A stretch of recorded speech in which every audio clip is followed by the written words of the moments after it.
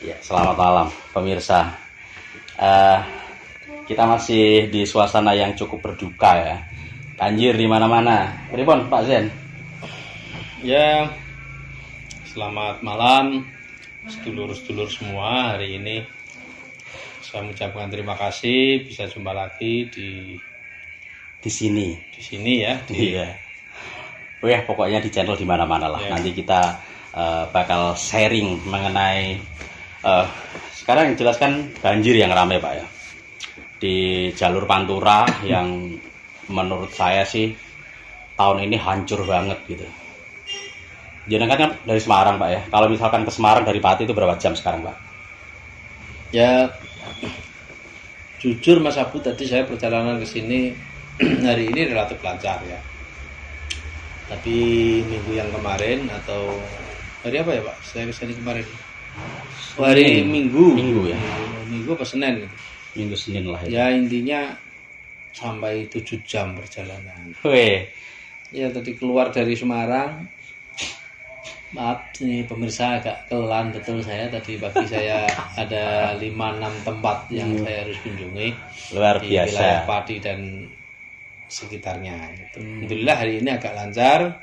Tadi perjalanan dari Semarang sampai sini sekitar 3 jam. Tadi agak kredit sedikit di wilayah Terboyong, Genuk itu ya, sama tadi di Kudus.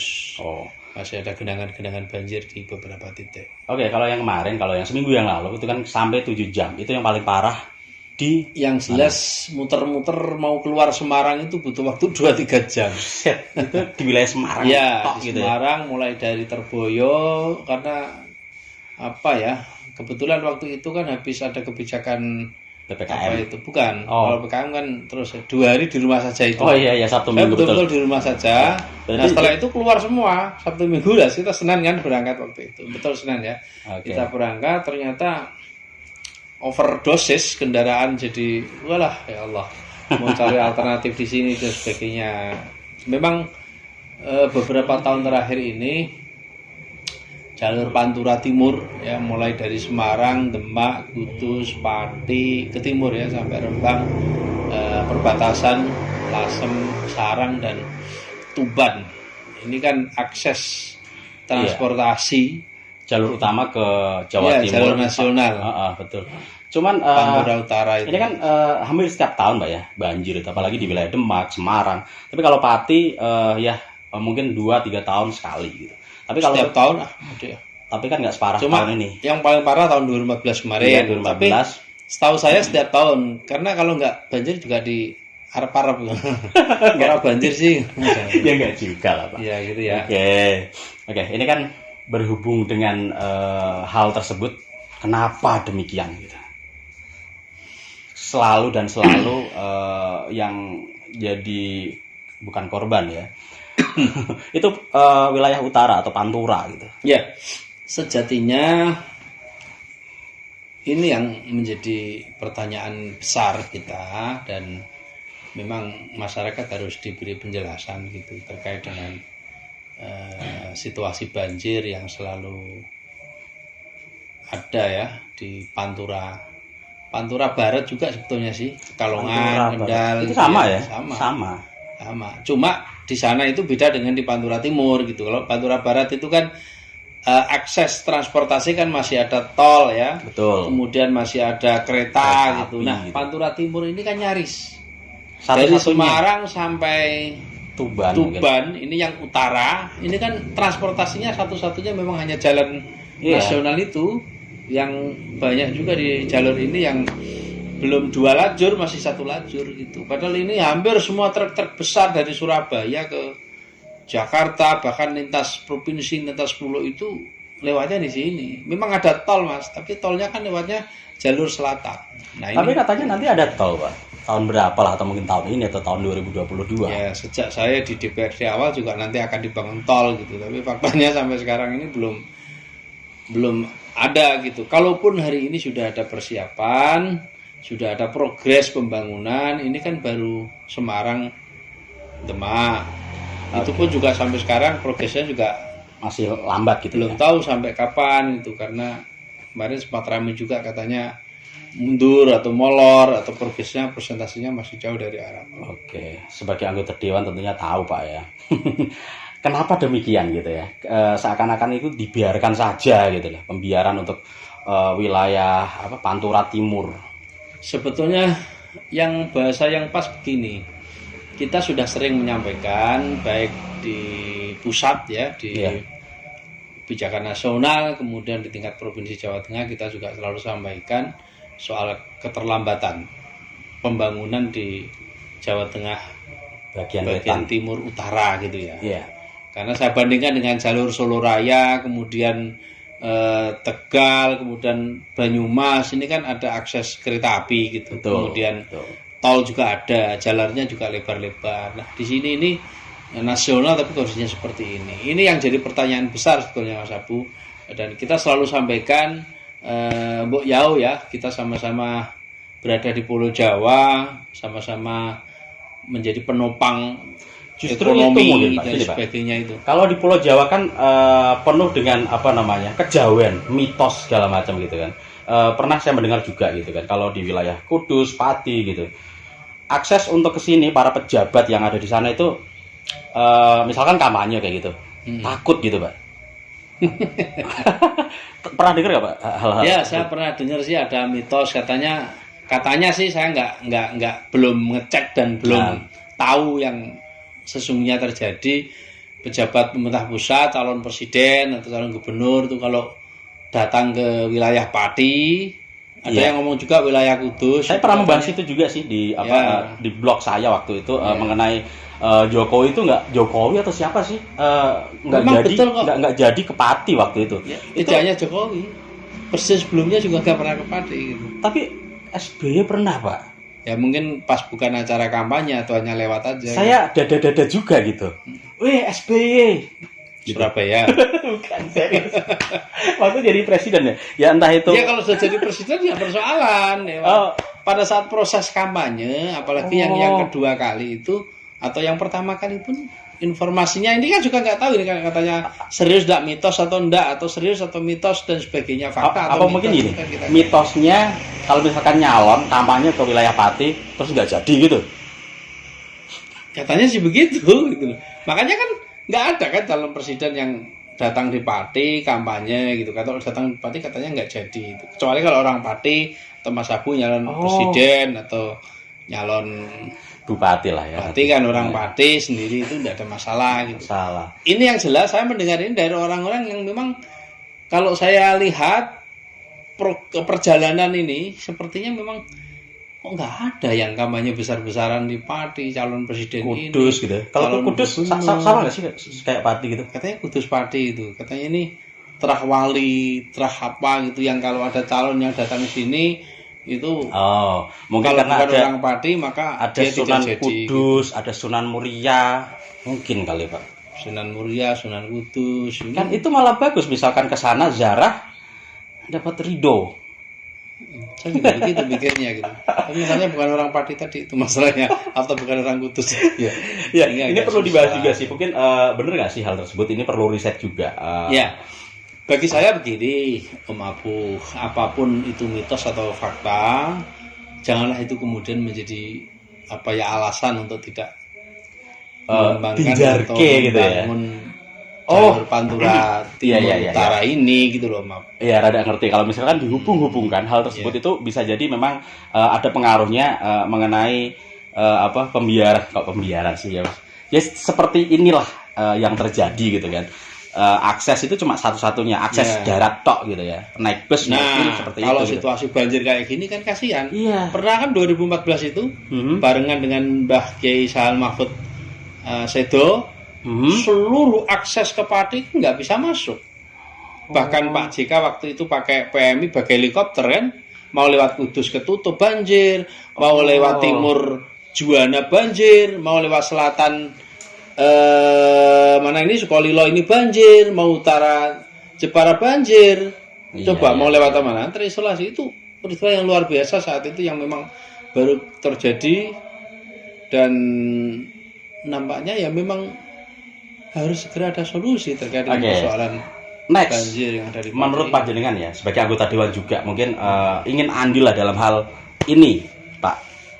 Pripun nek cara jenengan niku? Saya berserta teman-teman sih sebetulnya sesuai dengan kemampuan dan kapasitas ya dan kewenangan saya sudah sering sih kita sampaikan kepada pemerintah Provinsi Jawa Tengah, juga teman-teman di DPR RI saya tidak tahu ya.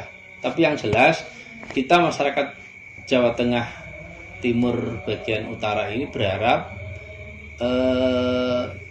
kita mendapatkan pelayanan pembangunan yang sama. Artinya ketika jalur selatan ini ada tol, ada kereta ya. Kemudian jalur barat ini juga ada tol, kereta. Jalur utara timur juga ada tol dan kereta. Itu katanya apa namanya? Buku Joyoboyo atau apa itu, Om? Oh, buku Jawa itu ya. Joyoboyo apa itu? Ramalan Joyoboyo atau apa itu? Intinya Jawa ini dikalungi besi. Maksudnya dikalungi besi itu ya. Ini kan sudah kan Jakarta, Selatan Bandung, kemudian Purwokerto ini kan selatan ini kan ada rel semua kereta api kan sampai Surabaya. Betul. Tapi mentok di Surabaya. Sampai sekarang mentok terus ke selatan gitu.